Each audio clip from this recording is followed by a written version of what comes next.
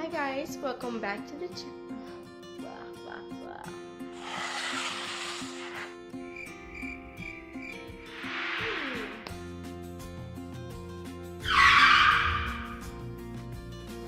Hi guys, welcome back to our channel, Life of the Richardsons.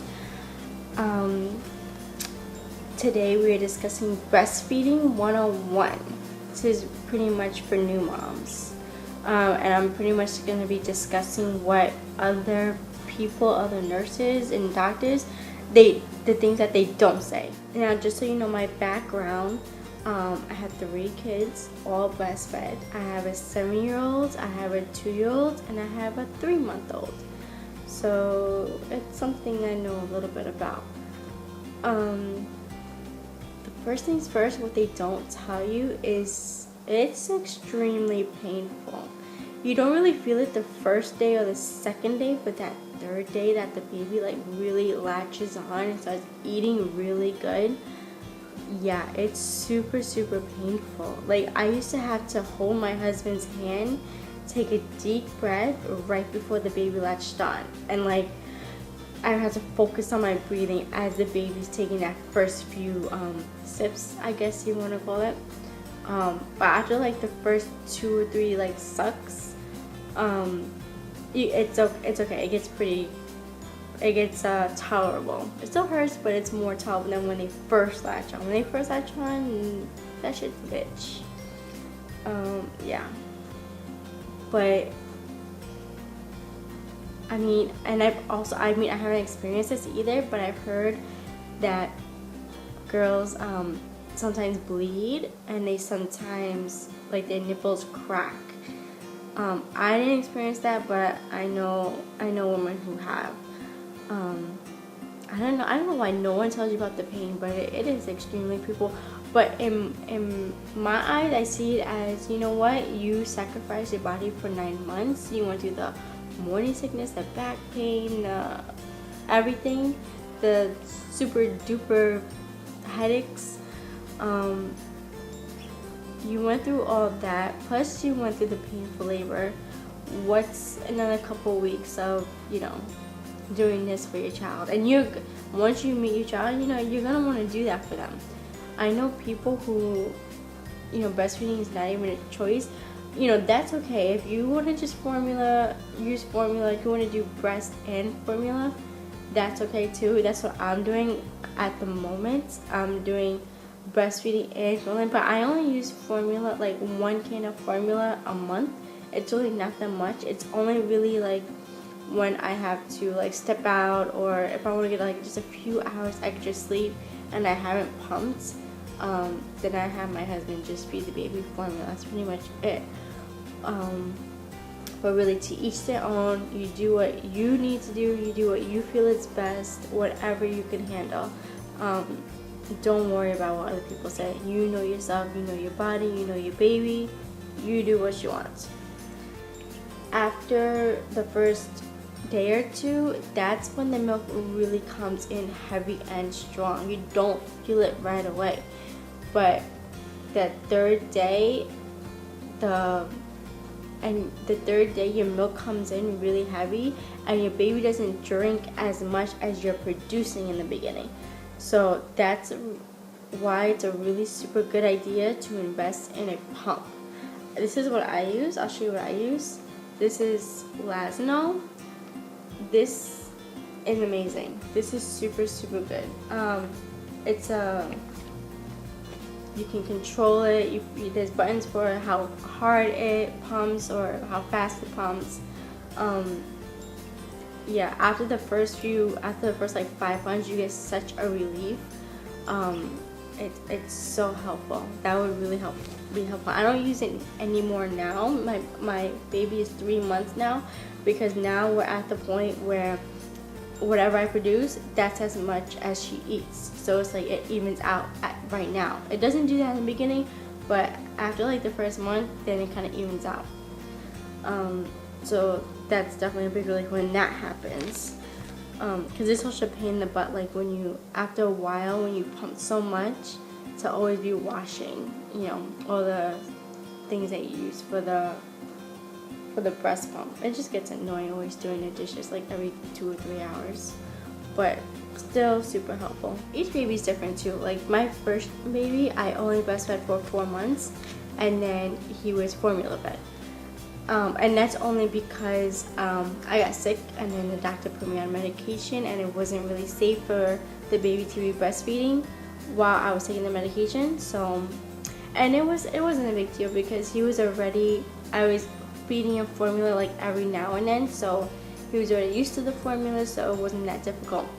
Now my second child, my 2-year-old, he would not take a pacifier, he would not take a bottle. Even if I was to pump and put breast milk in a bottle, he would not take a bottle whatsoever. I had to breastfeed him straight from my boob for a year and like 2 or 3 months. That's the only way he would eat, and that was extremely difficult because breastfeeding also, it can be extremely emotional. It can get overwhelming. But again, it's only the beginning. The beginning is the toughest. That first month is definitely the hardest, but it does everything. I promise that pain will go away. I promise the fact that your boobs get so filled with milk, that will go away. I also experienced that first month. Sometimes women get lumps in your breast. It's usually right here, right under your armpits. Those are super painful as well, and that's because like your milk just get like clumped up. And what they say is just when that happens, don't just keep breastfeeding on that side. Just keep breastfeeding, and also try to massage it out as well. That helps. I had a really big one for like a week and a half to 2 weeks. It feels like a black and blue, like someone punched you right there. But it eventually came out. It happens, it eventually comes out. Even though it's super painful, and you're breastfeeding every 2 to 3 hours, so you're not really getting that much sleep, and it's like going back. So if you do choose to pump, going back and forth from breastfeeding to pumping, it's so exhausting and time consuming. The pumping, that's super time consuming too, because that could take up to anywhere between 10 to like 20-30 minutes depending on how much you produce. That takes a lot of time. And once you start pumping, it's hard to stop, because once you stop pumping, then the milk is just flowing out. So like if you just stop before you're done, then you're kind of leaking out all this breast milk, and it's not going anywhere, and you're kind of just wasting it. So yeah, when you pump, you have to make sure you're not really bothered, or you don't have anything to do, because it's hard when you get interrupted. I understand why after the first week people give up, because it's so painful and it's so difficult, and you don't really get that much of a break when you breastfeed, because you're the only one who can do it, as opposed to when you're doing formula, anyone can feed the baby, and you can take rest, you can take naps, and someone else can feed the baby. So I do get it, and if you end up doing that, again, don't worry about what anyone else says. You do whatever you feel you need to do. But I can tell you that if you do stick with it, and you get past the pain, and you get past being sleep deprived and everything else, you just feel like this overwhelming, you just feel so proud of yourself. Like, you're so happy with the fact, yes, I did this. I was able to do this for my baby. And now, breastfeeding gets to a point where it's just easy. You just, you take the baby, you hold her, and you breastfeed it, and it doesn't hurt, it doesn't bother you. And it's like, then you can, breastfeed and watch TV, and it's not a big deal. It's really nice. What else? Another con to kind of breastfeeding is you do lose your hair, which super sucks. Actually, I don't even know if that's due to breastfeeding, because maybe that's just because you just have a baby. Yeah, it could be both. I don't really know. But I see here, I lost my hair here, I lost my hair here, and which I'm not really worried about. I mean, this happened with my 2-year-old as well. It grows back. Not a big deal. You lose hair, and then you grow it back. so not a big deal. Even like when I go like this, like not now because I already did it recently, but a bunch of hair comes out like super easily. That happens. Clumps of your hair falls out, and while you're taking a shower, while you're washing your hair, it's annoying to deal with, but again, it eventually ends up stopping. It is what it is. Let me see what else. Definitely invest in breast pads, because then all your balls will get soaking wet within a matter of minutes. That would really suck. So definitely want to stock up on breast pads, because those you change pretty much daily, sometimes even twice a day. So breast pads is a must. Also, I only use this with my first child, but like the nipple cream to heal if you have like cracking nipples and stuff like that, if it's like super painful, those give you a sense of relief, so those are a good idea. You'll find those like Babies R Us, Target, Walmart, in the baby aisles. With my third baby, I do both.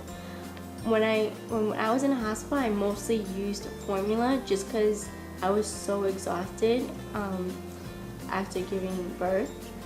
I just wanted my rest. And I knew that even though she took a bottle for the first day, I knew, because they say like, oh, you shouldn't, they get the nipple confusion, but I never had that problem. I feel like it's the same thing, like the bottle and the nipple, they make the nipple the same shape as your regular nipple so that to not confuse the baby. So it's the same thing. I never really understood that.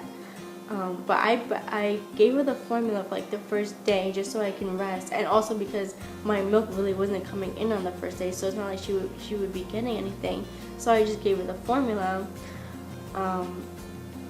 So yeah, I just gave her the formula, and then like it was the second and third day, that's when I started breastfeeding, and I kept with it with doing both, just so I can make sure what happened with my second child didn't happen with my third, which was I was never able to be away from him because he would never take the bottle, so I could never leave him because then he wouldn't eat if I wasn't there. And after the like second or third month, everything's all natural. Like it just comes super easy, and it does get annoying now. Some like it's not painful anymore, but like just like that tugging on your breast, it's like it gets annoying, but whatever. You also want to make sure that when you're breastfeeding, you're also sitting comfortably, because back pain can be really tough. So you want to make sure you're sitting like on a couch or a chair, like a rocking chair with your back supported. And then I usually, like if I'm sitting, I usually just hold the baby regularly, like on a pillow. Like I'll put the pillow here, put the baby's head here, and I'll breastfeed like that. Or what I really love to do now, like at nighttime, we'll just lay next to each other. She'll lay down, I'll lay down next to her, and I'll breastfeed her while laying down. That's my favorite breastfeeding position. It's because you're not holding the baby, and you can breastfeed until she falls asleep, and then she falls asleep, and then you don't have to move her. So, works out perfect. What else? Yeah, I guess that's it. I just felt like I saw a couple of videos on breastfeeding. I felt like no one was really telling you how painful it was, and how like it's super emotional, it's super exhausting, and you also get it makes you so hungry. They say like breastfeeding makes you lose weight, which I guess it does lose baby weight, but right after every feeding I get so hungry. Like I could eat like 2 meals right after feeding. I get so hungry. So hopefully you're the type of person that can like eat on like healthy foods, because if all you have in your in your fridge and everything is junk food, you're not going to care, because you're going to be so hungry, you're going to eat whatever you have. So I guess just be mindful of the things that you have to eat before you breastfeed, because you're going to be super hungry. Also, I never had this problem, but some women sometimes they have a problem with milk supply. I never had that problem, but I know people have said like to drink lots and lots of water. And I already drink lots of water regardless, even when I'm not pregnant. So I guess that's why I never had a problem with the milk supply. I don't drink soda or juice. I only drink water. So they say that helps if you're low on milk.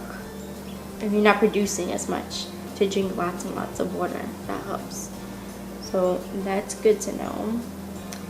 I think there's also, you can buy like teas and stuff like that, and I don't, you have to Google that, because I'm not an expert on that. I don't know anything about that, but I know you could Google something, and there's a bunch of stuff that you can do to make your milk supply more, like produce more milk supply. If you have any more questions, please comment down below. I'll be happy to answer any questions. Please subscribe for more family vlogs, activities, advice from Mimi and advice from Papi, all kinds of fun stuff. Please subscribe. Give this a thumbs up if you liked it, and stay tuned for more. Thank you. Bye.